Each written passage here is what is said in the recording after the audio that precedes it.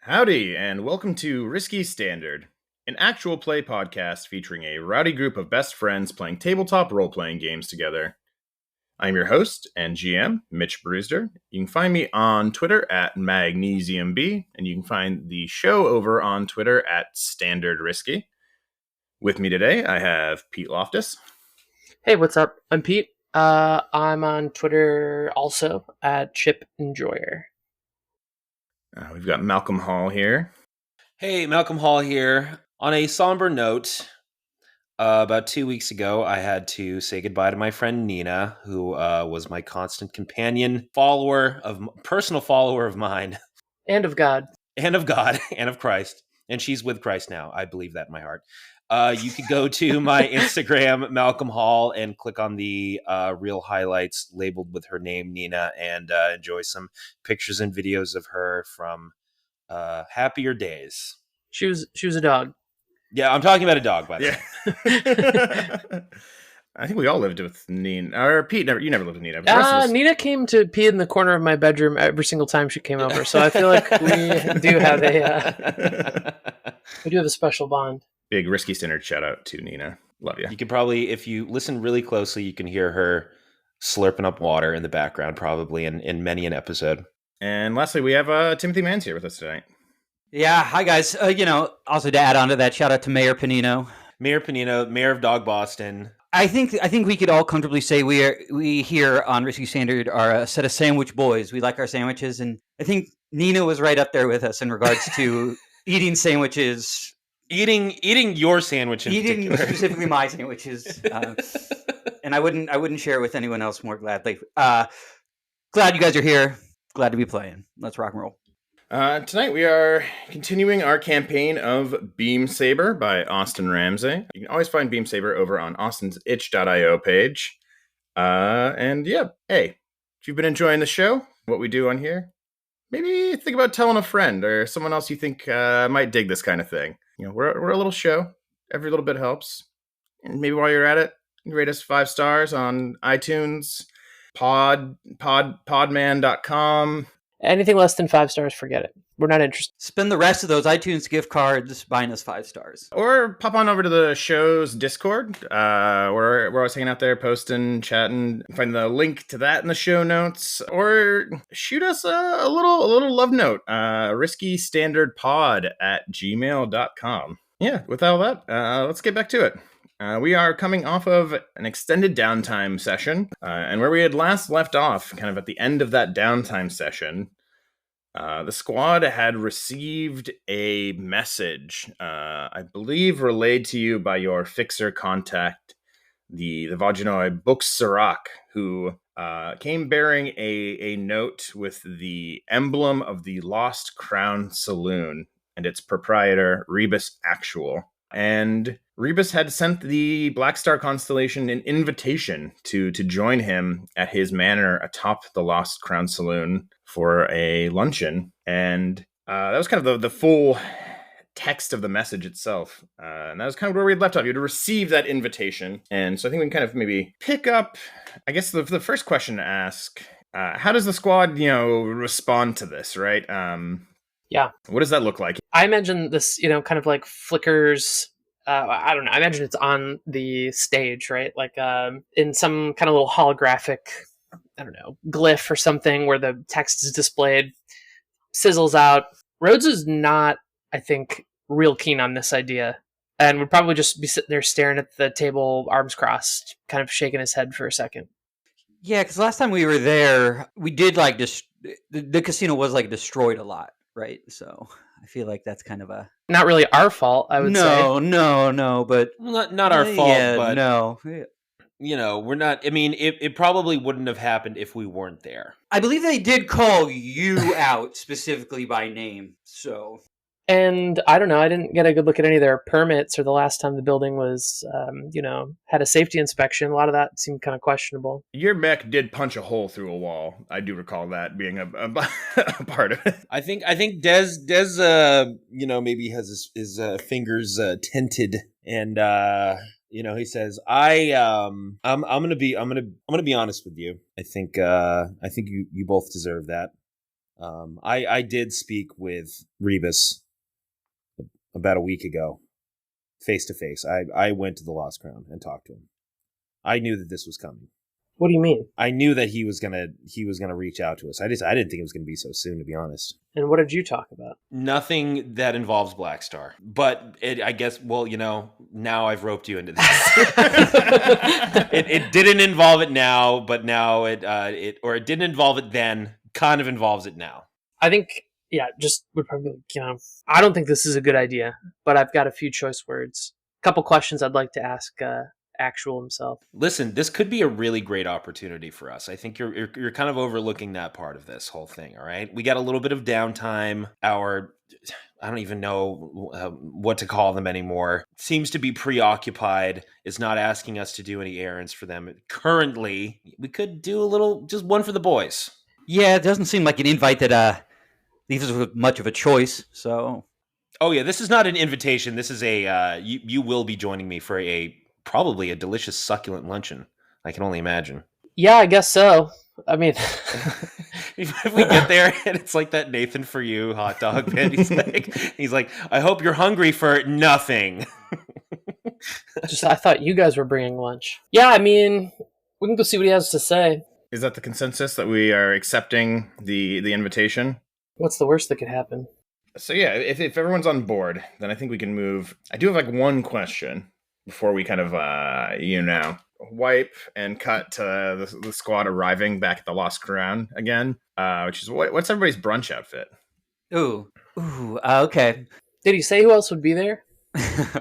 No, the invitation is just an invitation to the Black Star constellation, lunch with Rebus Actual in his manor atop the Lost Crown. Well, you think he'd do us the politeness of saying if there'd be any other guests there we should anticipate. I have an outfit. Yeah, me too. I'm imagining, he's wearing a kind of a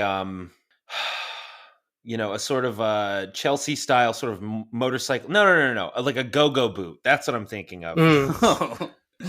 I'm thinking, the Beetle boot kind of, and some jodhpurs while we're at it. I like that. Ooh. Oh yeah, he's wearing like a sort of low cut go-go with jodhpurs and a sort of a velveteen vest with silver buttons. Okay. And a beret. And and it looks pretty silly, but I think sophisticated type vibes. Pretty sophisticated. I've never been here before. Going off the jump of he's kind of got definitely like a vintage military jacket, but not one that is like cool vintage. It's like cast off of, it's a surplus, but it's the nicest kind of jacket that he owns, with a weird collection of military pins that when put together don't really mean anything, with his poncho over it, and kind of slicks back his hair. And I don't think Rhodes realized we were supposed to dress differently. I think coming back to the main room, I think finding you two fops like all dressed up would be like, am I missing something? I'll have to just like look around here, I guess, for anything fancy. Des removes his tiny, tiny sunglasses and looks you up and down. What? Do you have an ascot or something, or perhaps like maybe even a bandana? Oh man, do we go? Is there a glam makeover mini game we can play? A third pair of jodhpurs out. Me and Carnage shaking our head. Yeah, so there's maybe like a dress up sequence where they're like putting feather boas around me and tossing them off. Great. I think there's probably I think Rose just probably grabs that same kind of like dress long coat. It's like sort of from former military days. I think It's probably still singed from the last time he was there. Great. Cool. Then yeah, I think we cut from the Rhodes Rampart makeover montage to right, you three in those same outfits, midday, arriving once again at the Lost Crown Saloon. It's been long enough. The hole punched in the side of I think we need to talk about it as like an old redstone building, with these kind of like a former armory with these like kind of intricate carvings on the exterior, statuary and such. I think it has largely been repaired, although maybe there is still a little bit of scaffolding around the side where the Redshift made an exit for Rhodes, right? Some final repairs still happening, evidence of your last time here. New and improved Lily Pad Lounge coming soon, opening under new ceilings. Yeah. The Diadem Arena getting a full renovation. And I think this is I think you come back in the same way, right, through this the VIP entrance at the back, right, up this kind of elaborate carved staircase.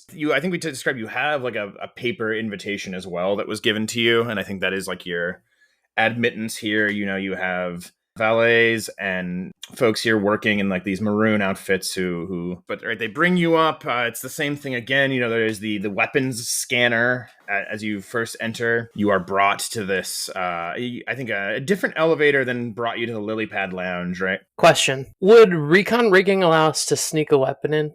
Recon rigging is tools and gear, but under gear, nope. All right, nope. Is no. Good try. I don't know how many times I've tried that.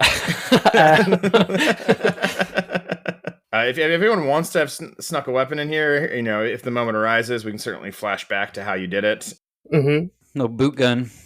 Yeah, right. But there is a to put it in the fiction. Yeah, there is this weapon. If you remember, it was this big like kind of archway with these like sensors up top, kind of casting beams of blue light that were scanning folks for weapons and explosives. You don't get like patted down here. It's not that kind of energy, right? But definitely it's less busy. There are fewer staff and definitely way fewer customers kind of coming in and out as you were coming up this entranceway this time. A much quieter affair overall. Obviously no red carpet rolled out. It's not the Diadem Royale is not happening tonight. It is a little bit quieter at the Lost Crown Saloon in the middle of the day. And yeah, you are brought back at the far end of this passageway at the top of the stairs. There is, I think, a private elevator that I think has kind of like a filigreed nature scene, like a kind of an elevator cage over the front that is like opened before the elevator doors open, right? And it's the only thing that marks this as the elevator that goes directly to Rebus Actual's upstairs domain. I don't think anyone rides up with you. I think, once you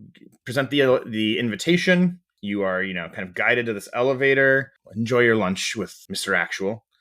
And then as the three of you in this elevator slowly going up, I think this is kind of like the last quiet moment together with all three of you before you are fully, in Rebus's domain. I don't know if there's like a last thing that happens here, or we can just kind of keep moving. But I just wanted to give you that moment if there was any like last second discussion between the three of you. Des, you got to tell us what's going on here. I mean, I know about as much as you do. So we're coming in here for lunch. But also we're going to have some explaining to do, I think. I think that you boys love trouble. This is all your fault. Literally top to bottom, 100% your fault. Wasn't my idea coming back here to pay the tab. Well, I think walking out of the tab is rude, and I think that Rebus is a good friend to have. He seems like I'm terrified of him, but he seems like a chill guy. Yeah, it doesn't matter if we walked out on it. If the tab was going to get paid. Yeah. The tab was going to get paid whether we liked it or not. We may as well come up here, show face, take care of what was owed, unless he come over to our house with the bill in his hand. I'll just remind you both, the last time we were in this garden, Rebus told us he knew what was happening and asked us to be quiet about it. He told you. I told you. And then you told us. Well, I have to wonder what it was he knew. Everybody just sit down. What do you want to drink? Ka-chunk. The door's open. The elevator doors slide open. Carta and Des, you have not seen this. Rhodes, this is your second time here. But I'll give you a brief kind of run through it again. The Lost Crown's a big building, right? It's like a big old armory, and its roof, 3/4 of its roof is covered by this immense, very planned out, very landscaped garden. It is, visually my mind jumps to the style of like Japanese gardens. There's like a winding water feature, kind of like a gentle river that runs through with bridges going over it. Trees right on here, like these big hanging, like willows, these kinds of like more flowy silhouetting trees. I think the first thing that strikes you is there's this explosion of color and green. A lot of these are off-world plants. There is some Iberian flora, right? Maybe some of the kelp, that we see out in the fields. There's like a selection of that. Probably like some cultivated dust moss, but for the most part, I think a lot of what you're looking at right away is off-world flora. And there is also... There's lily pads, I assume, right? Oh, yeah, in the water, right? Absolutely, yeah, like lily pads floating in like these water features. There's like a reflecting pool here, like a little pond or something. Definitely like big rocks, right, to create like boulder features. It is like... none of you are landscapers, but I think each of you can look at this immediately and know an immense amount of money has been spent to get these plants here, to put them in this arrangement, to keep them alive in the heat of Ember. Even though this district is often in the shade of the beacon, right? It is still a hot city to live in. And clearly Rebus Actual has gone to great lengths to kind of cultivate this garden.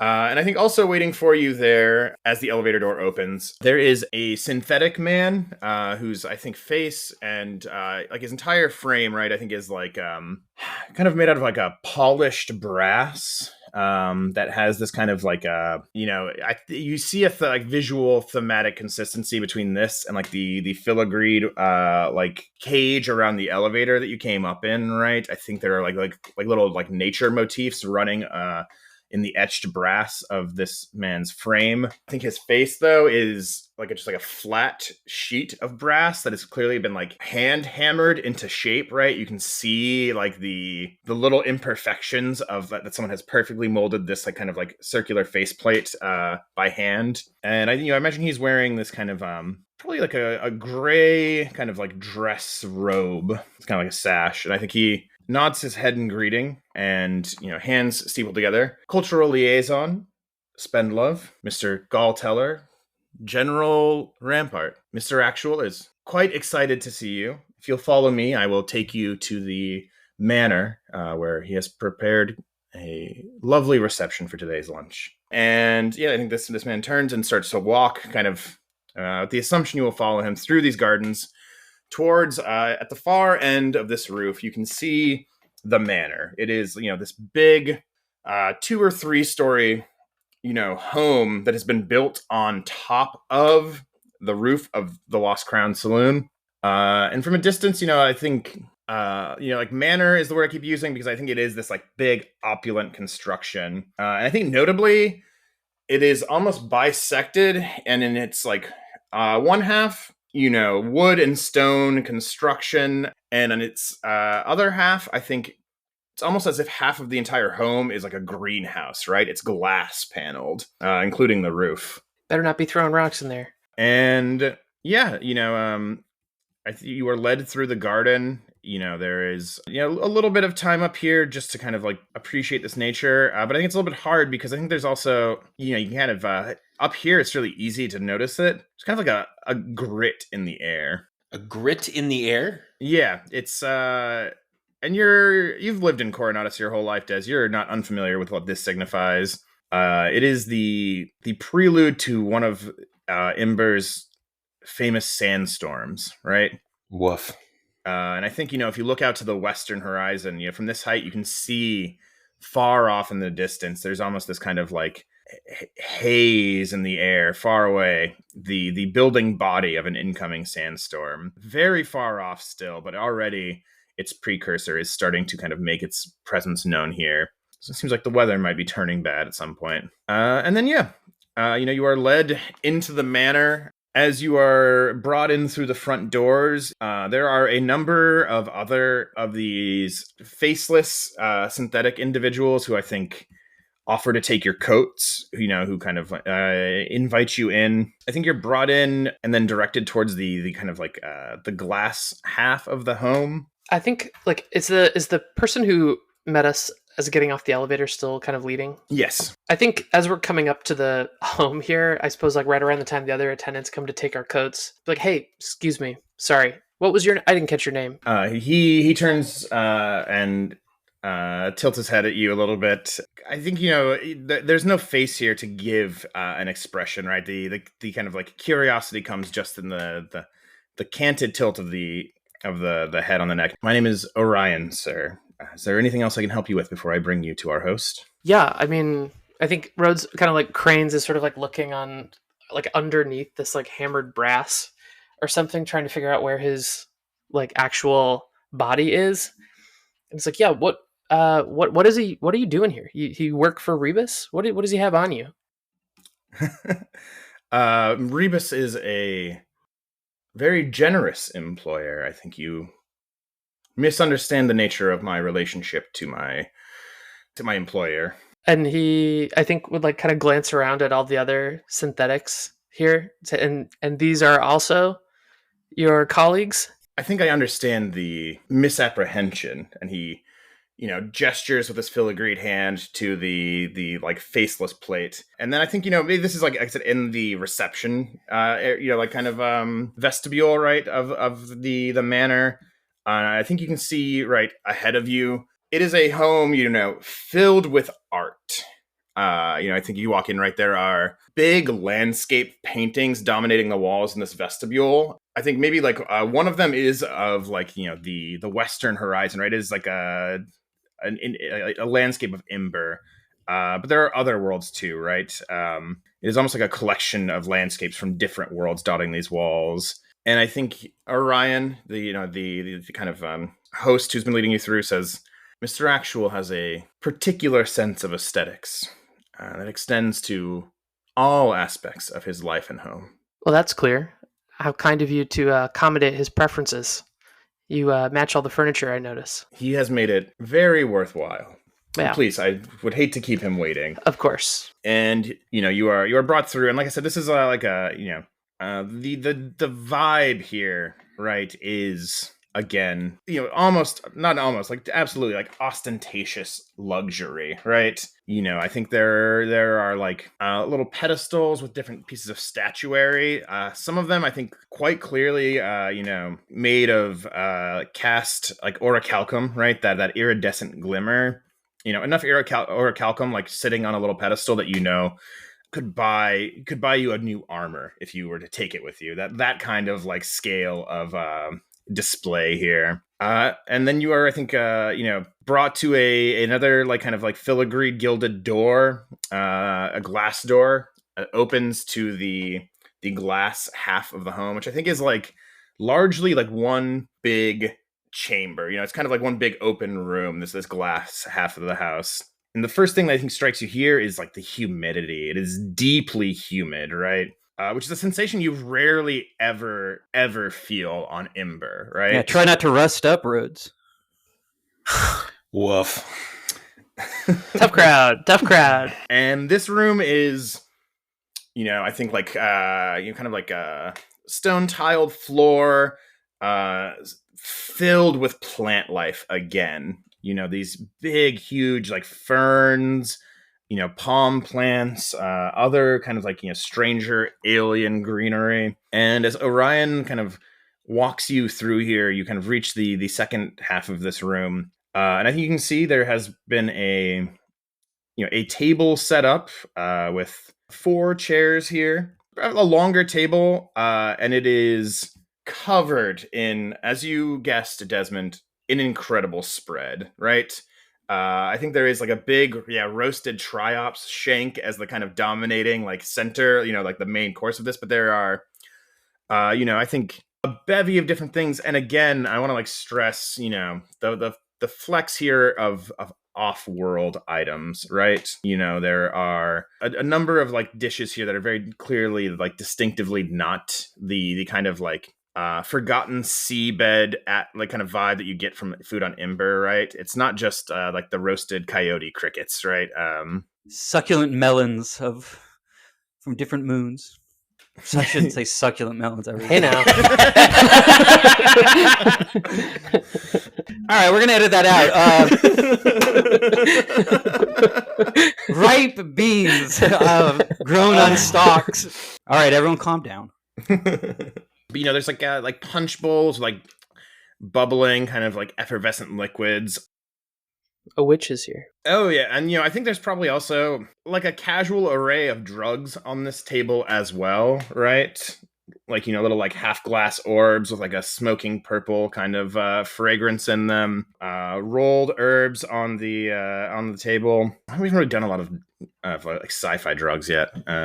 Beyond this, like this table kind of butts up almost right against the edge of. I think the back half of this kind of room is like a grotto, right? It is this like giant pool that is, does have these like kind of enormous lily pads floating in it. It takes up almost like a full third of this space in the manor.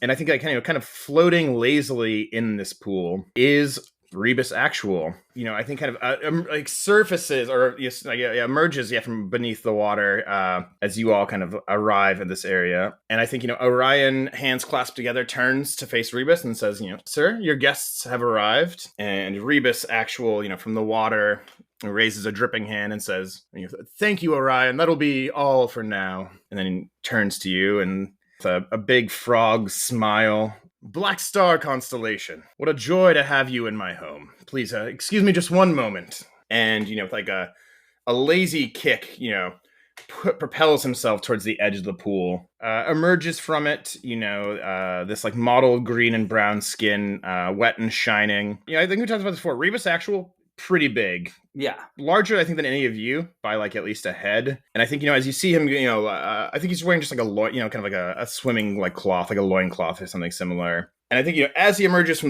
the pool, I think there's also like rippling with muscle, living the life of luxury, but clearly not gone to seed here. And I think it's maybe at this moment too, as he's kind of emerging, there's like a shift in the landscape a little further back in the room. And I think you realize that the Kylexian named River, this sort of giant boulder person that is Rebus's private bodyguard, is here, has been motionless at the back of the room, just kind of watching your arrival, and has shifted in a way almost just to like let you know that she is there watching still.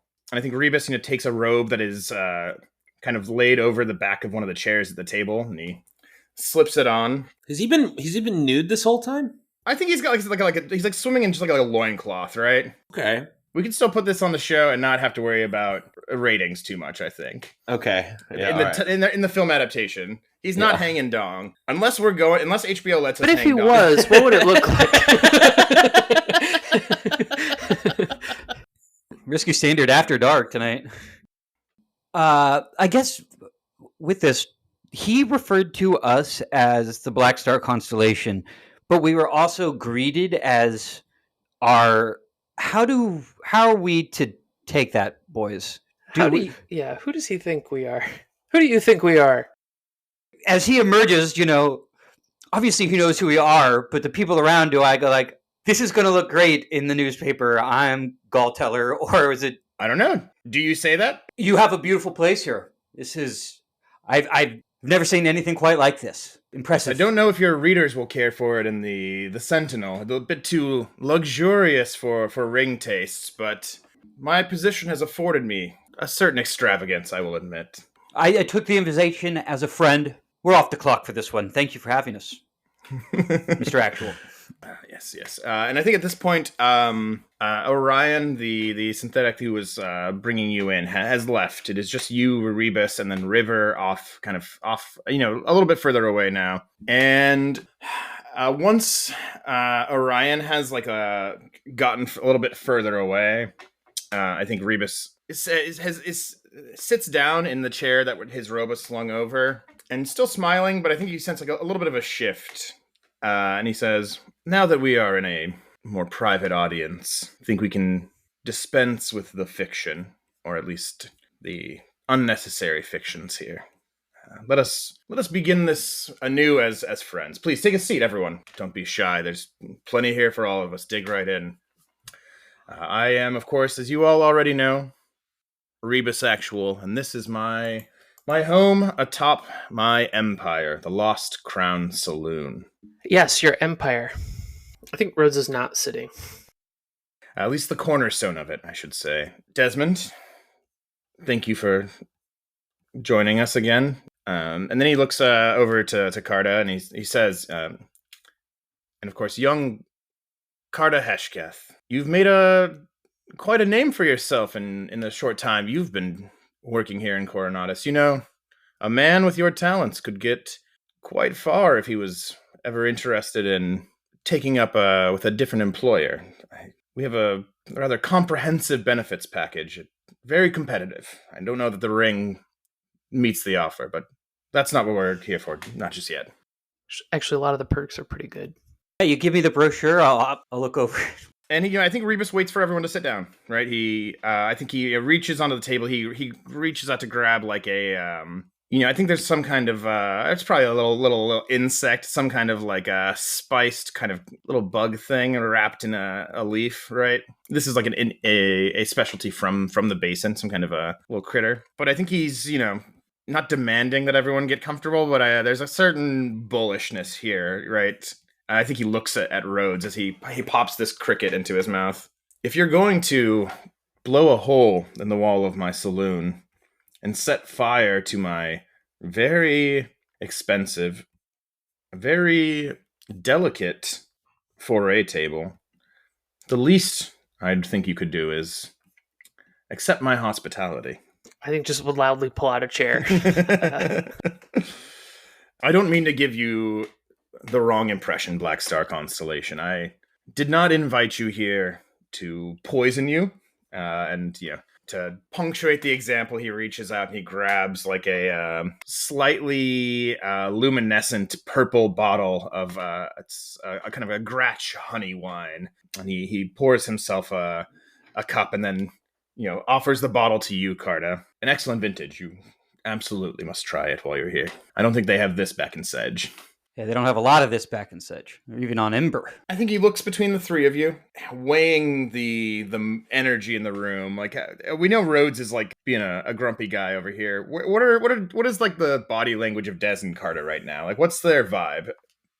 I definitely think that it is trying to look relaxed, in the same way that like he's offering this vintage of a beverage that clearly is beyond my pay grade, my knowledge. And he's kind of doing that, like holding it up to the light and swirling it, but not really knowing what he's looking for. Trying to show like, yeah, I'm comfortable. I'm ready. I could live in this world if you need me to, but also trying to give off the like, I'm lax enough that not that you need to worry, but I'm in control of what I'm doing here, if that makes sense. It's whether he's selling it or not. I don't even think he knows, but I think that is, that is Carta's in the doing his best to play it like he is. Des has already lit whatever this is. I think he really couldn't quite figure out what it is. He thinks he might have an idea, but he's like, you know what, fuck it. Maybe I think he has the attitude of like, you know what, we're really about to have it handed to us. I don't know how bad. Probably going to be really bad. I've accepted my fate. My life is pretty much fucking sucked from start to finish. So this is just another shitty thing that's happening. And hey, might as well enjoy it. So he is lighting up a hog's leg and enjoying a little hog's leg. So I think Rebus, once everyone who's going to has gotten themselves a drink or a drug or a thing to snack on. But I think, Rebus says, he puts his hands up and he says, let me be clear and honest in this moment. This is not about revenge. I'm worried you think that this is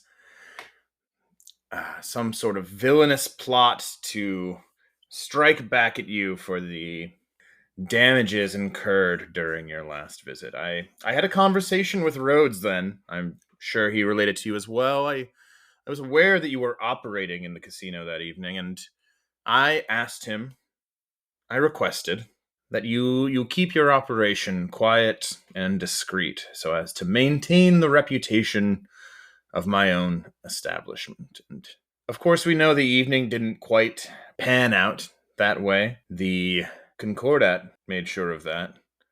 But, to your credit, so far as I can tell, young Sellers Montag is none the wiser about your access to his personal network device, its brief theft and its subtle return, a well-executed ploy.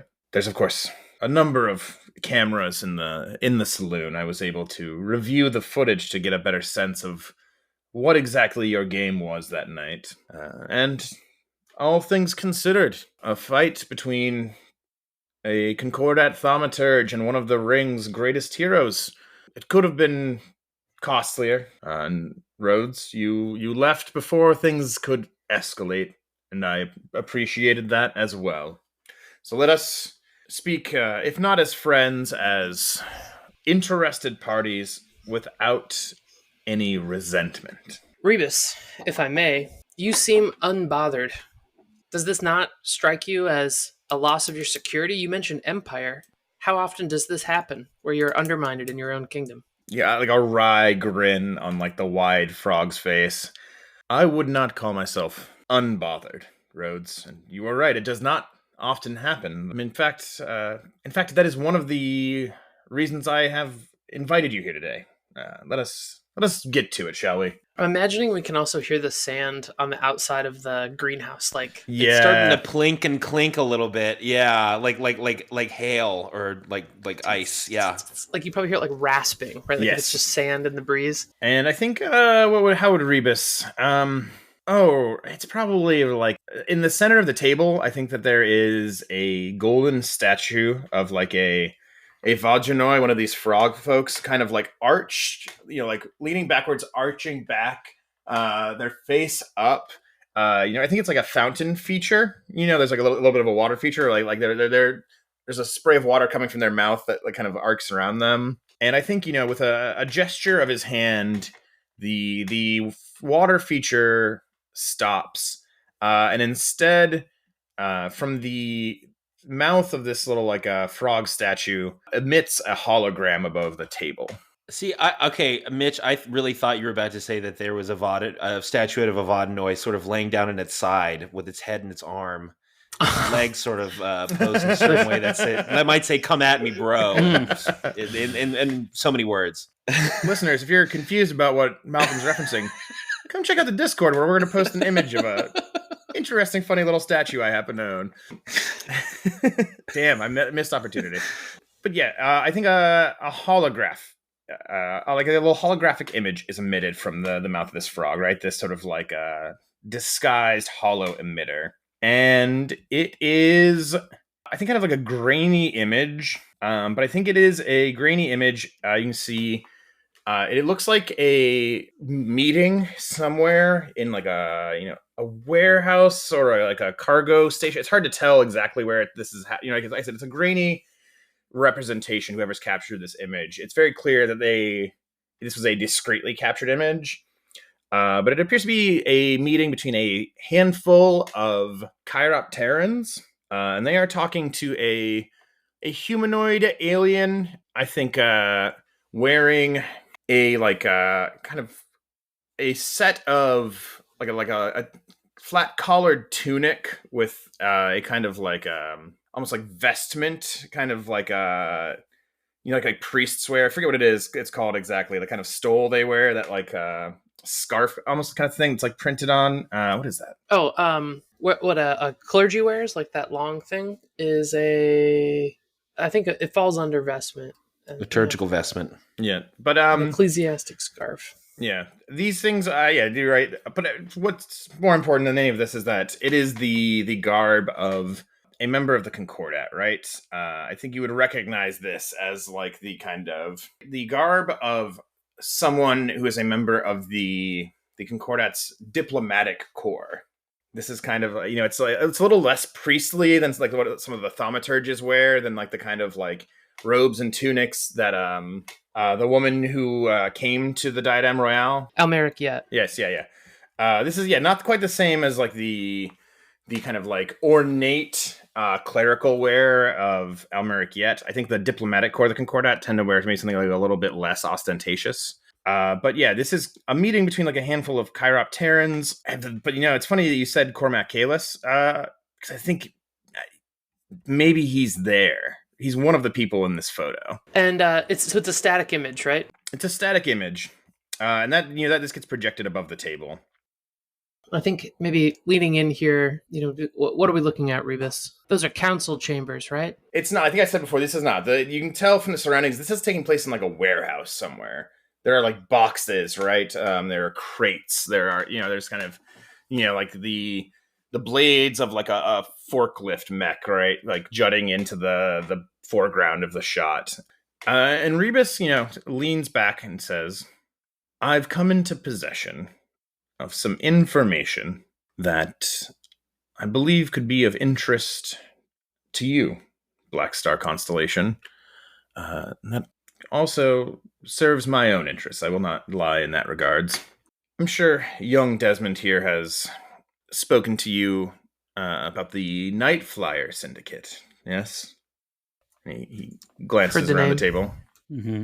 An outfit similar in some ways to my own. They operate primarily in New Rivalo, but they have been making inroads into Coronatus, largely with my permission, of course. There are certain matters of tribute. I have someone within the organization who helps me make sure things are all on the up and up. Standard operating procedure. I'm sure you understand. However, my source has made it clear to me the Night Flyers seem to... They've been in business with the Concordat ever since our new friend's arrival here on Imber. This was not unknown to me. They've been an advocate for them in the council chambers there. Yes, the representative in the chamber, Alloy Braithlight, has argued for an allowance of an increased Concordat presence in the city for a greater sympathy on the Coronatus Council towards the Concordat.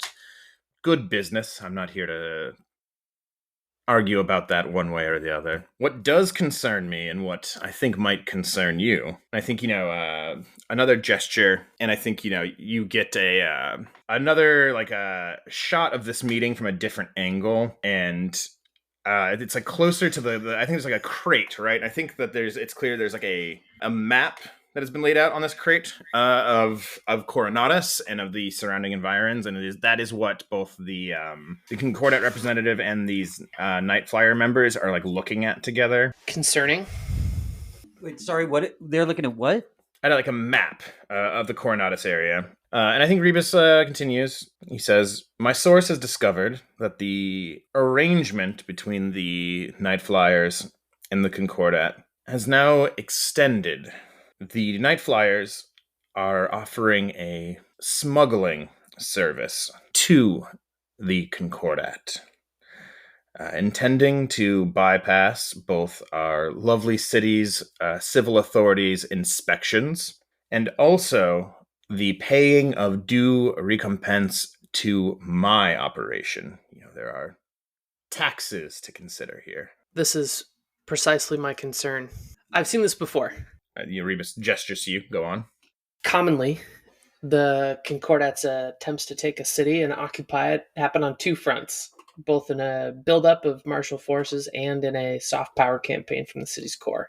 What? I'm sorry, I'm having a hard time following you. What are that? I'm a little bit stoned. What is that? What does that It mean means exactly? they've got an advantage on us right now. This is only the start. We've heard reports of marshalling outside the city, right? We know that some of their outposts are mobilizing, heading this way. I think you know that they've been heading to the borders more, to like the ring border and like the Commonwealth's borders, but they are moving for sure. That is like a known fact. Rebus, you're an influential person. Can't you do something to stem this flow of whatever they're smuggling into the city? And here we come to the very purpose of this meeting. And I think, Rebus, another kind of florid gesture of the hand, and we are instead given an image of this like big, it is, I think, like a still, like this is not an image even, or it is an image, right? But it's not a like photo. This is like a 3D model now, right? That is being kind of like holographically displayed. And it is a model of a cargo train. This like big armored transport, right? And I think, the name is emblazoned on the side as well, but Rebus says it as he continues. This is the anticipated arrival. It's a cargo train operated by Ever Forward Transport. Yeah, but what's the name of the train, though? And when's it getting here? Yeah. It is a front company for the Night Flyers. It is the train that they regularly use for approved smuggling. I don't mind that they bring things into my city. Normally they pay their taxes, and that is all good and well. We have not discussed this arrangement with the Concordat. I've not been made aware of it through the proper channels. I do not approve of it. This train is coming soon. The end of this week, it intends to make its regular journey from New Ravallo to the lovely city of Coronatus. Normally, it would arrive full of its sanctioned cargo, and in its holds, its sanctioned but illegal cargo. Drugs, a few weapons, the usual sort. Nothing untoward. However, No people. Rebus shrugs. However, I've been informed that the anticipated arrival intends to make an unscheduled stop on its way to Coronatus on its next journey. It is going to take a different set of rails so that it can pass by and stop over in a decommissioned rail yard just north of Blossom's Pass. In this rail yard, the Night Flyers will make rendezvous with a small Concordat force, onboard their cargo, and then continue south towards Coronatus and the northern freight yards of the city, where the Night Flyers have made arrangements. Their cargo will not be inspected. It will be discreetly unloaded and distributed to their Concordat friends here in the city. And where do we come in?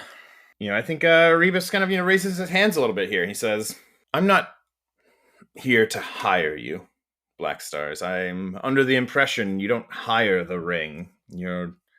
But I believe this concerns you just as much as it concerns me. I do not appreciate the boldness of the Concordat disrespecting the sacred truce of the Lily Pad Lounge. I don't want them to think that they can come in and throw their weight around and disregard a previously existing arrangement that has suited the city well.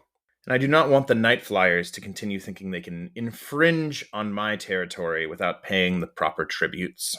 Now, of course, as surely as you are, I'm curious about just what it is the Concordat's bringing in, and why the Night Flyers decided they didn't need to tell me about it. If you were to intervene, take hold of this cargo, I would be quite willing to make sure that you were compensated for it if you were to bring it my way. I guess, first... I mean, the big question is, what are we going to be bringing his way? We don't know what they're bringing in. We don't know what they're transporting. Right, and that's a big promise to make if we're saying we're going to deliver it if we don't know what it is. I think Rebus interjects here. He says, you said it yourself, Rhodes. This war is heating up again. The Concordat is making movements. Whether they strike at Sedge, whether they strike at New Ravallo, whether they, heaven forbid, whether they come towards Coronatus itself, regardless, the fighting is going to pick up again. I'm hoping that by bringing this information to your attention, I might solidify my own relationship with you and your, not employers, your people. Rebus, thank you. Appreciate the heads up. They will come to Coronatus. This is already maybe out of hand. Stopping the inflow of illegal trades isn't going to fend off an invasion force. You'll need to be ready. I think Rebus looks up to the glass walls of the room that you're in, right? And there's that rasping of the sand against the greenhouse. And he looks down from there then, and I think, to the immobile bulk of his bodyguard companion, River. And he heavy breath, looks back at you. I've made preparations, and I will continue to do so, I assure you. But it would not hurt for your side and mine to be a bit more friendly in the days to come. I agree. Can I ask? I don't know if this is a long-term project or something, or maybe somewhere to plant the seed on this. But something I've been cooking on in the background lately is this idea to try and fortify Coronatus or learn about how the city is able to defend itself. Like, if the Concordat showed up tomorrow, would Rebus know anything about that? In what way? What does he have? I'm imagining, if this is a long-term project for the ring, is I also just finished watching Neon Genesis, so I'm thinking about this all the time. There's so many there's so much sick shit that pops up from a city under attack in that series, where I'm does Rebus have his interests protected? What does that look like? We saw one mech here basically wreak havoc on this building, which is made of sandstone. What does Rebus have access to that we could count on in a pinch? I think you could ask him that, yeah, for sure. But that could be. I think getting an honest answer from Rebus Actual might have to be a role in a way, right? Like a gathering information role, possibly, to see if he feel, you know what I mean. I think there's a question here of whether or not he's comfortable sharing that kind of information with you or not yet. But if you wanted to gather information here, if we could see what that looks like, for sure. Yeah, I'm thinking about that, or if we want to roll it into, maybe there's a sway in here or something. That could be gathering information using sway. Yeah, right? Of course. Yeah, I'm just thinking about how to approach it. So yeah, I think that's kind of the segue I would make here, which is looking around as the sandstorm maybe picks up, you can hear bigger stones and stuff tinking the glass now, right? It sounds more like rain than it did raspy breeze before. It's Rebus, the walls we put up to protect our own interests can be very thin, fragile even, if not maintained. I'm sure you can appreciate that. You've hired an entire staff to help you maintain the walls you've built around yourself. A day may come where that money won't buy friendship in the same way, where we may have to fortify. The fact alone that the Concordat's diplomatic liaisons are already working behind the scenes in the city is not a good sign for you. If push came to shove, what would you do if your hired staff left? How would you protect your empire?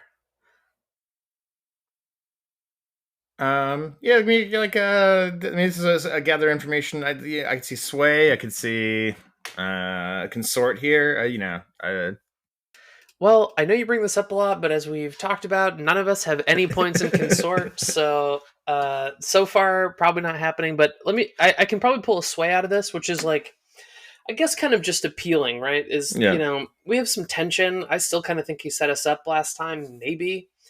But if he's serious about the Concordat threat here, he ought to have an answer, right? We both care about Coronatus. So why don't you roll sway here and gather information? This is a gather information. There's no consequences here. It's just about what kind of information you can get out of him with this question. Rolling sway. It's a 4. That's a 4. So that's good but not great information, right? And so you're just to kind of restate it a little bit. You're kind of asking what his preparations are if things happen, if Coronatus comes under attack, right? That's the line of questioning here. Yeah. What would they do? And I think, Rebus smiles and he says, I'll admit it might have been a bit of a poor showing when your old friend, Hyacinth, showed up last time. We were ill prepared for such an incursion, but he takes a long kind of considered moment here where I think you can see plainly that Rebus Actual is trying to be like decide how honest he wants to be with you, Rhodes, and the rest of you. There's like a real weighing up, like what value is there in it. For all my influence, I am not a general. And he, gestures your way. I have access to a number of powerful people in Coronatus, and I have a not inconsiderable number of defenses here at the Lost Crown and further afield in the city. But I won't lie to you, Rhodes. I'm not equipped to single-handedly man the ramparts of Coronatus. If push were to come to shove, the people that I answer to understand that sometimes investments don't pay out. There are other worlds than these, Rhodes Rampart. Comes to it, I would be sad to see this place go, but I would be happy to be alive and leaving. A luxury I wonder if your staff can afford. Like I said before, to young Carta, there is an impressive benefits package that comes with working in the House Actual. But with my resources, with your resources and the resources of those behind you, maybe we could stave them off a little bit longer. Keep this dream alive. That's the hope. I think he looks again at the glass. It might not seem it, but I'd rather like Imber. I'd hope to stay here a good while longer. I think, like, some uneasiness. It's hard to trust a person like Rebus Actual. So be it. We're not leaving. I'm not anyway. I just hope those you answer to have the same interests at heart. But, you've given us some valuable intelligence here. Maybe we can do something to help fortify yourself as well. I'm going to militarize the Lost Crown Saloon. And so, I think Rebus is still here. I'm happy to, if you guys have anything else, any questions for him about this, I'm happy to continue this. But I think it's worth saying, at this point, we are in kind of a mission briefing, but I think the shape of this thing is going to look a little bit different than what we have done previously, right? In that Rebus is not like hiring you for a job right now. You know what I mean? If you happen to take hold of the Concordat cargo that is getting smuggled into the city and you want to offload it, Rebus is very willing to take it off of your hands. He's eager to do so, but this is not so like it's not so crass as like a contract. And so in that way, I don't have like a primary mission objective here, right? So then that makes the only mission objective stop the train and tame the cargo, right? Well, I guess Carta then, speaking to Rebus, and our friends in the Night Flyer Syndicate, do we still want them on our team, or has the time come to sever ties? Has Des told you all that like the Night Flyers are run by like it? I maybe I haven't. No, I don't really think I've sat down and explicitly said this. I've been playing this. Listen, and then Des puts down his devil egg or whatever he's nibbling on. Right? He's like, perhaps I have failed to mention this, but I had reason to believe, and now this has been completely validated in the research that I've been doing. My research that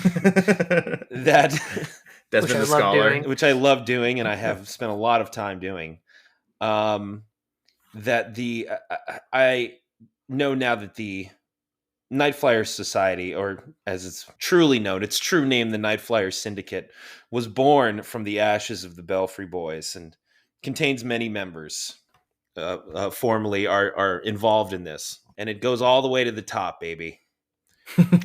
I think that this is was dreamt up, and I had something to do with the ultimate funding of this, of just bringing this piddly little criminal enterprise into something that is interstate. These, we're talking about city states here, so yeah, this has been brought from a street level organization to something that is interstate, something bigger. It's a lot bigger in terms of scale and probably membership as well. So my question remains: hey, we are here because we have a Mr. Actual and we have common ground against these people, and now you're involved. Right. Common ground or not, are we trying to bring them to heel, or has their usefulness, Mr. Actual, come to an end?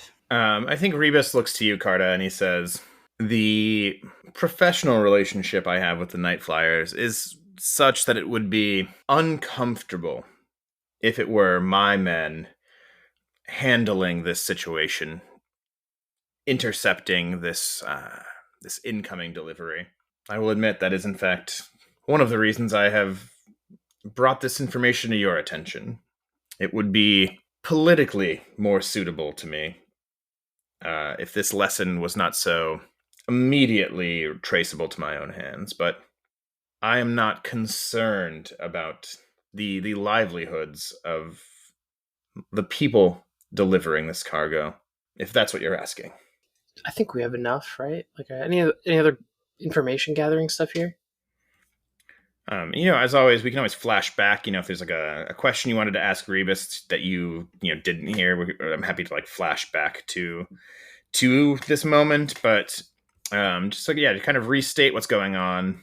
Rebus Actual has told you that the Night Flyer Syndicate, the criminal organization that is operated by the former leader of the Belfry Boys, is working with the Concordat and is now attempting to smuggle in shipments provided to them by the Concordat.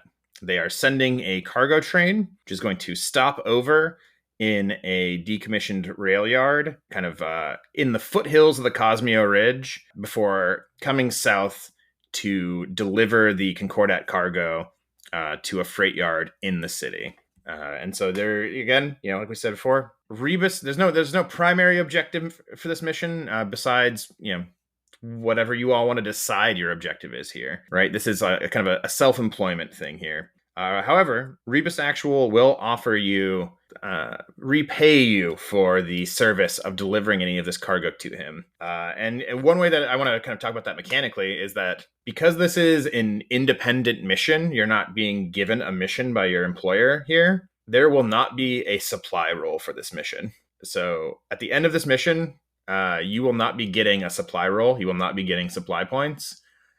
Unless you decide to deliver cargo to Rebus Actual.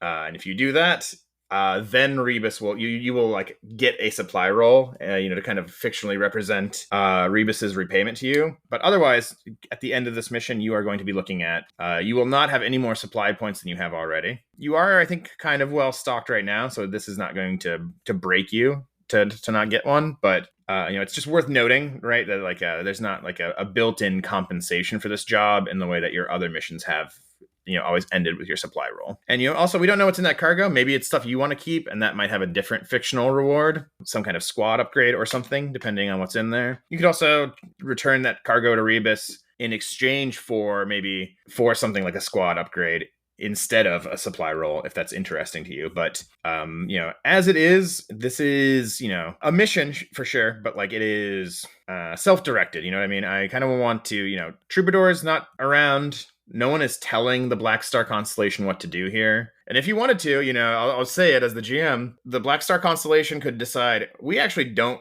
care about this and we're not going to pursue it. And then we'll figure out what we're doing for the next couple of episodes. But that's still always on the table. Yeah, we leave and go, what a nerd.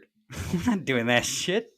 But is this maybe a good moment to like cut to like, the camera zooms out, right? And we see, the rest of this meal continues. And then maybe we cut to like back at the stage at the low tower, kind of us like a transition to like the squad discussing what just happened a few hours later. Yeah. Does that make sense?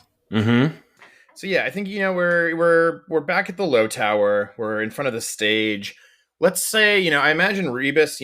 Obviously there's the stuff he told you, but I think that he's also given you probably like a orichalcum embossed like thumb drive. Like a little like file drive here that has like more information from his source. I think that includes the train's kind of projected route. That this train is going to leave New Ravallo, is going to head west through the Commonwealth-controlled Blackheart grasslands, and then it is stopping over in a decommissioned rail yard that is kind of in the foothills of the Cosmeo Ridge, which is like the area that the Concordat controls, just north of a place called Blossom Pass.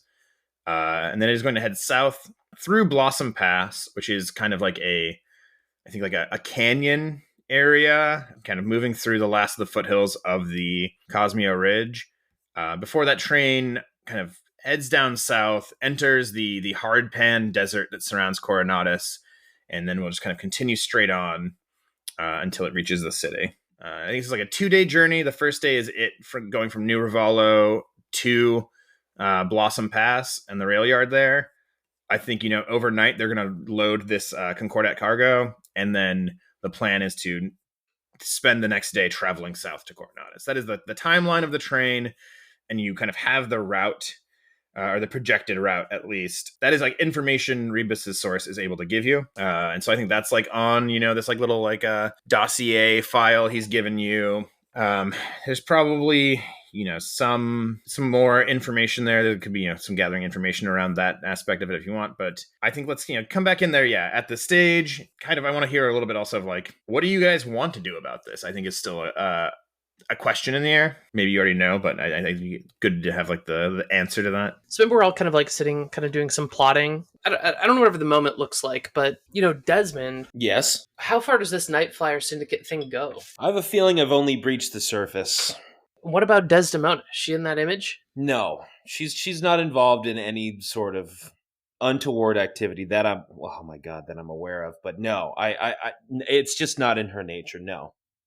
You're sure? I mean, we've been apart for a long time, but unless she's completely, had a complete heel turn, I don't know. I don't believe so, though. No. It's already gone farther than I would have imagined, which isn't a good sign. There's I'm of two minds, right? One is we kind of like choose to do this in secret or in disguise and keep the kind of hit off the association with the Black Stars. Flip side of this could also potentially be like a center stage moment for the ring, right? Like, or a publicity win. A publicity win, but under serving who? I feel like it doesn't come back to necessarily directly serve the ring, because we aren't taking that unless we're trying to make a possible, spoil anything that we would have with Rebus Actual by just taking what he said he would love to see maybe delivered to him. I think that there could be a two-pronged kind of thing, that we don't go in as the Black Star Constellation working under the ring. We find a way, possibly, to either get there before the Night Flyers Syndicate and act as if we are them and take whatever we can from the Concordat, and then use what we've taken in their stead to also be like, we have it. Rebus knows that you have fucked up. You either can answer to us or you're going to answer to him, and we can get it back to them, so that we both, like, the Concordat doesn't also put another target on the back of the ring, if that makes sense. Mm-hmm. I don't know if it's an infiltrate their system and like take it, or we do get there before them, act as if we are the Night Flyers, take it, and then go like, But I think first and foremost, I don't think we want the ring's name attached to this. No, I'm with the boy on this one. The less the ring knows about this, the less Troubadour knows about this, the better. Well, Troubadour can't know literally a goddamn thing about this. This stays between us and perhaps Eleanor Fade. This is going to be a better to ask for forgiveness than permission situation, without question. We skim a little off the top. Rebus gets some. The Night Flyer Syndicate takes the L. Everybody wins. It's a strike against the Concordat. And if we can make that strike against them, they'll have no recourse but to, if not applaud us, thank us for what has happened. But if we say this is what we're going to do when we fuck it up, that's a hell I don't necessarily know if I want to pay. So then how do we pull it off? Well, that's a great question. We should enter the planning phase of this mission. That's a good idea. Let's move to the stage. So Rebus gave us the schedule. Is there some way we can get our own train on these tracks before the Night Flyers have a chance to do this, to pay off or convince someone else to delay them on their tracks so that we can get a head start there? So we know they're going to Blossom Pass where the cargo's meant to be loaded, right? At a kind of an overnight stop, and then they're continuing on to Coronatus. What if we beat them to Blossom Pass where there's probably an interchange, right? Like probably multiple kind of if it's a cargo dock, like there's probably a lot of trains passing through. We could bring in, someone from the Threaded Needle running one of our trains on a parallel track, or at Blossom Pass, maybe we could infiltrate that like way station to stage an inspection. So I just want to say it is a decommissioned rail yard, right? It is. I think this Blossom Pass and the rail yard junction north of it used to be Commonwealth controlled. The Commonwealth pulled out of it as they retreated their borders further back after the Concordat's arrival, because this junction is kind of like on the border between the edge of the Commonwealth's territory and the Concordats. It is now kind of abandoned, right? That is why they're using it to make this transfer there, right? So it is kind of like a little ghost town with like this like not empty rail yard but disused. There's not traffic really going through there. They are explicitly detouring to come to this junction because they will not be observed while they make the transfer. What's stopping us from disabling the train lines at Blossom Junction and making sure no train rolls from there to Coronatus? It's a great question. Nothing, but if we do that, does that keep us trapped at Blossom? Yeah, exactly. Yep. You have to think. Perhaps we could blow the lines on our way out. I think if you wanted to, I think I'm trying to think. I'll give this to you. I don't think this has to be gathering information. I'll just give this to you. This is like a thing about the construction of a cargo train like this. This is because probably some of this information's in the dossier. This train is not attached to the rails like a traditional locomotive. It is, a hover vehicle, right? It hovers, with a fundamental levitation over the rails. It is capable of moving without them for short distances, right? To avoid minor breakups in the track, kind of a necessity on a world like Imber. So minor disruptions to the track will not stop it per se, although an extensive enough one could. We would have to pull out like half a kilometer's worth of track probably to cause any kind of effect. That's more work than I think that we're capable of. What happens if we don't have to deal with any other train? We let them leave Blossom Pass. Somewhere further down the line, we give them a reason they have to stop. Construction, whatever it is, something has to happen, and that is where we get on. The Concordat already thinks that this is going to Coronatus. Okay. And that's when we take out any of the night flyers who are there on the train, and we drive it to where we want it to go. Okay, I'm thinking we drive a herd of triops. I was just thinking that. Across the tracks. Yeah. Cattle crossing. Yeah. Right? Calling their friends the drovers. A herd, we'd have to work the drover angle, but a herd could probably tie up a track for at least 15 minutes. I like it. Yeah, let's do that one again. It worked super well the first time.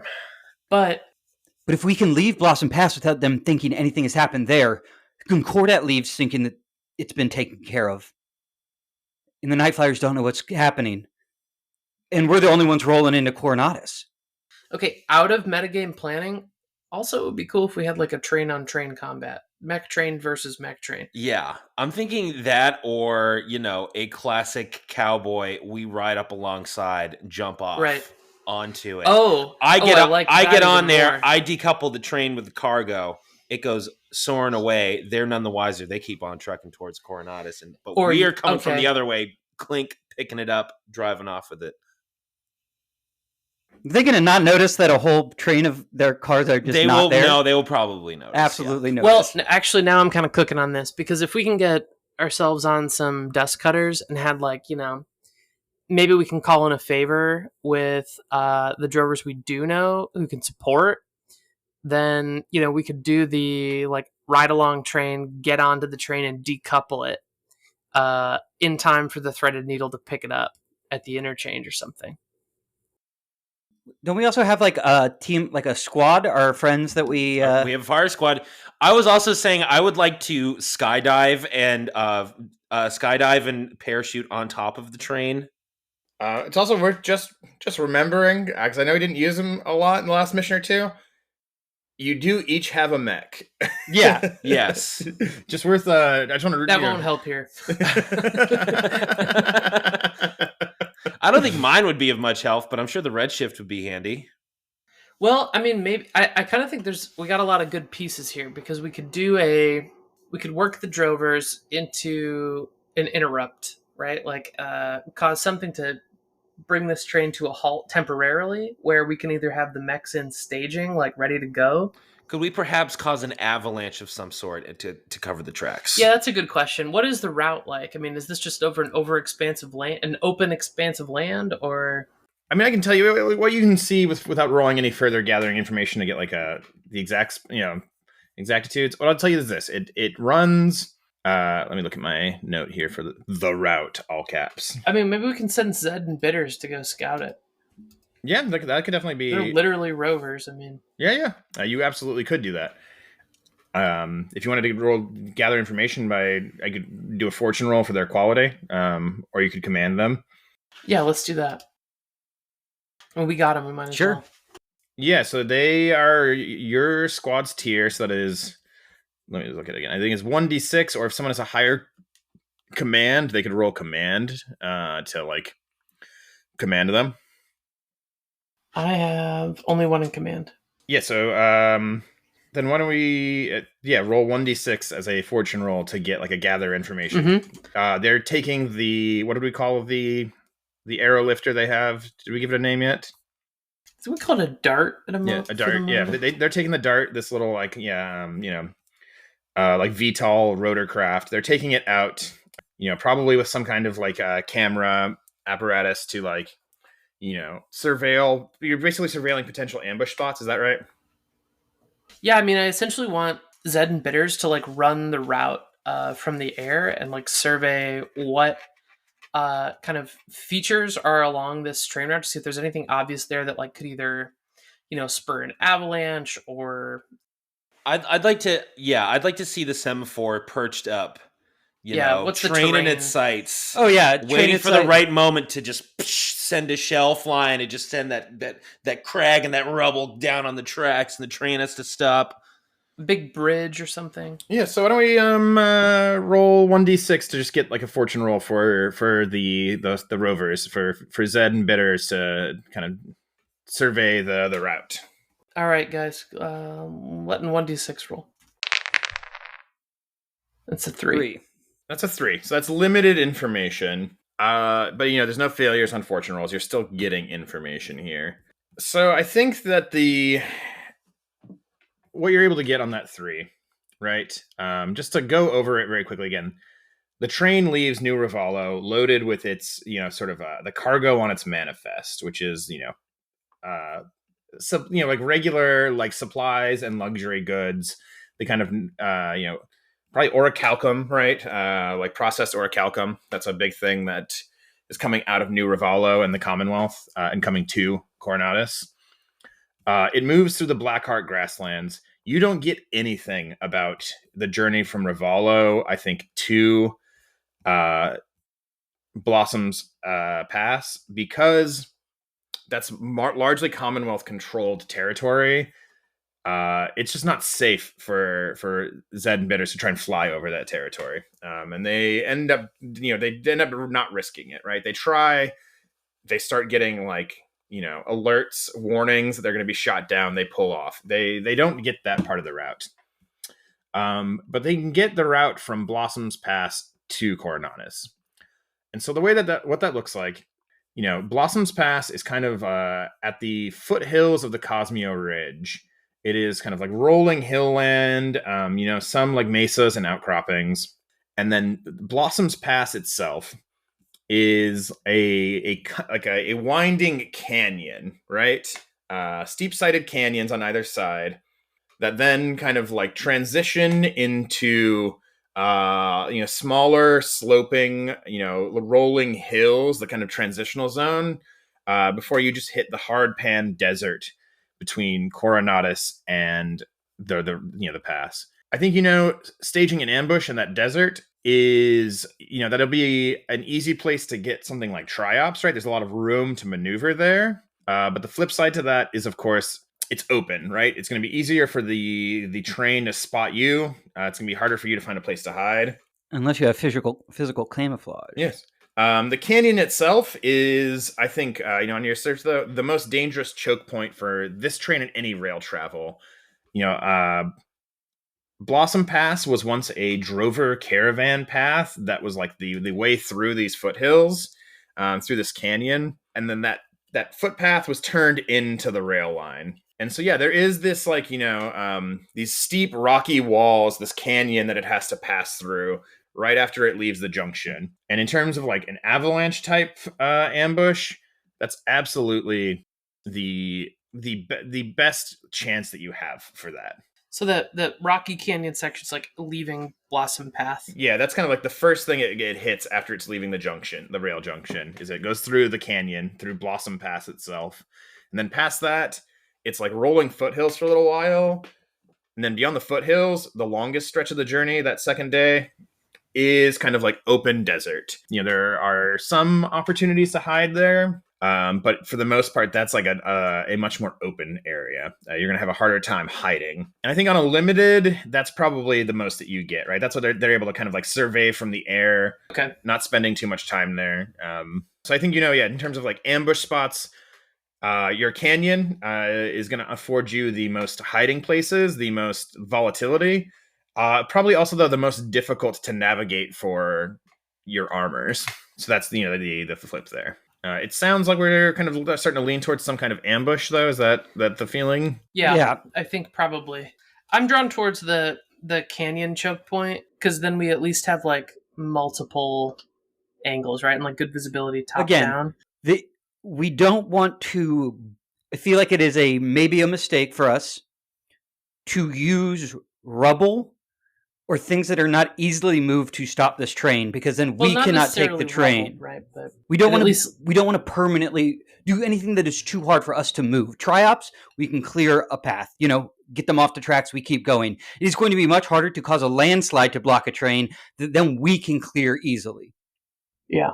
Well, we don't know if we have to take the whole train car with us. Inside of it might be. Could be small. Could be huge. Could be small. Could be big. We don't know yet. Worth stating, you do have armors that can carry big things as well. Mm-hmm. So as far as an engagement role is concerned... So let's talk about the tactic here. I guess this sounds like an assault.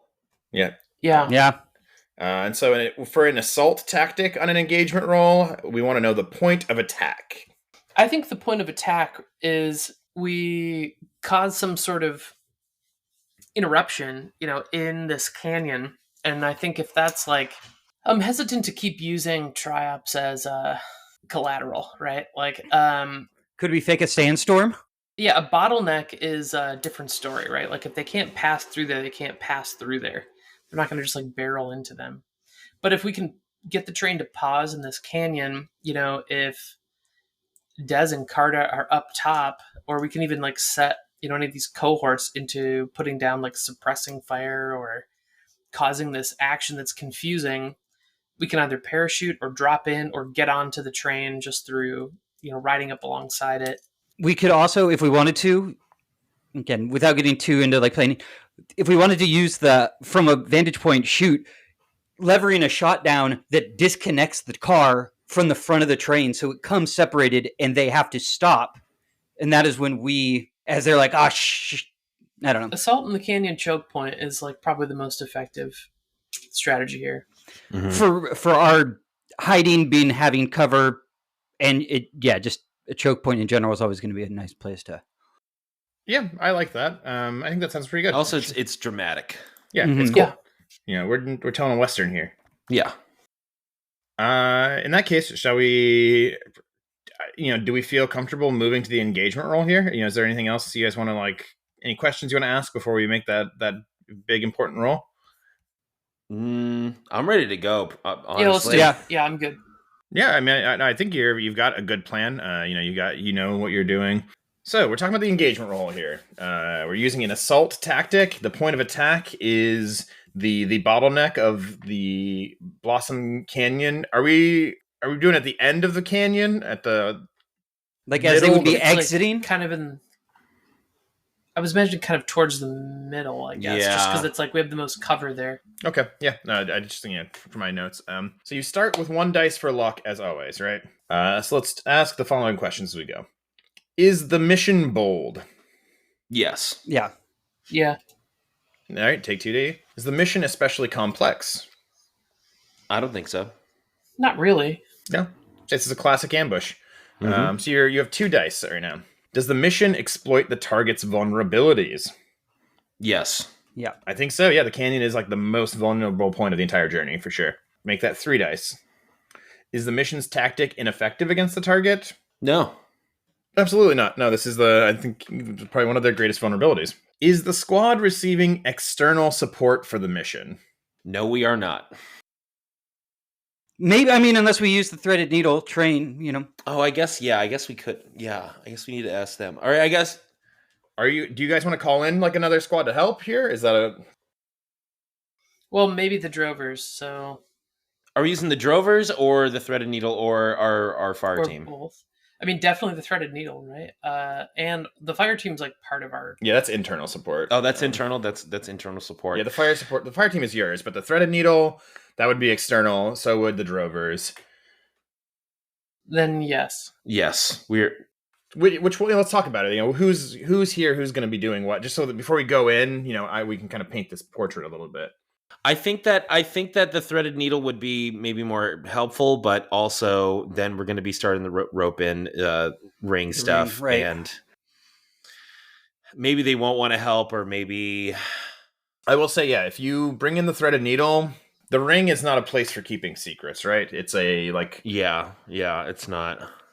Maybe a little more unaffiliated then. Yeah, the drovers then. The drovers it is. All right. Yeah, so the drovers, this is reaching out, I guess, to your friend Utah, to Cygnus Strand and the rest of the Dust Cutters, probably, right? Yeah, probably Cygnus Strand. You've got a good relationship with them. You helped them out in a really serious way last time. I think that they would be willing to help you. And when we go into the mission, we can kind of talk through exactly what assistance they're going to give you. But I think also they wouldn't be far from here. You know, based on the route that they've been working through, they're going to be in this area anyways. And so, yeah, if you want the drovers to help you on this mission, I would say for sure take another dice. Is that the case? Mm-hmm. I think so. All right. So the drovers are going to be a part of this plan, potentially helping block it or possibly at least assisting you boarding it. We can kind of talk through that when we get to the mission. But so you're at 4 dice right now. Is anyone interfering with the mission other than the target? Yes. Well, yeah. I mean, just the Concordat being a part of this, and I mean, Presumably. technically Rebus could also be. Yeah. What would you answer, Mitchell? I'm going to tell you to take -1 dice. You're down to 3 dice here. Are there any other factors affecting the mission? Tier differences, specialized equipment, unusual terrain, etc. I think we're going to have a terrain advantage. I think you will have a terrain advantage. The Night Flyers are a higher tier than you. But I think those things kind of cancel out in the end. I don't think you'll take or lose any dice here. So I think it's 3d6. All right. Which is pretty good for an engagement roll here. And this will tell us what position you start in. I'll roll it. Yeah. Okay. Oh, baby. There we Big go. money. Mamma mia. That is a 6. So you are going to be entering this with a controlled position, which I like a lot. You better believe it's controlled. Yeah, that is a controlled position. That is a great engagement roll. So when we resume, you'll be in a controlled position, which means maybe this ambush is going to work out just the way you want. And so, I think maybe we close here with, the squad kind of sketching out on the maps, on the holographic display of the stage. And we get, the image of the route, and we get, like Desmond and Carta and Rhodes marking out, where, spots in Blossom Canyon. You're looking at the aerial footage that your fire team brought back to you, scanning, looking for the best place to, orient yourselves, writing up messages to send out to the drovers. And I think we get also, these image of these maps of that 3D image of the train. And then, maybe as we end this, we cut to another aerial image, but it's not the like grainy, blue tinged hologram. This is a real visual. It's this heavy armored cargo train hurtling down the rail line, surrounded by rolling green grasslands, right? It's the anticipated arrival moving through the Blackheart grasslands out of New Ravalo and headed towards Blossom Junction, where it will meet with the Concordat and pick up its illicit cargo. We'll see you next time on Risky Standard. See you later, risk takers.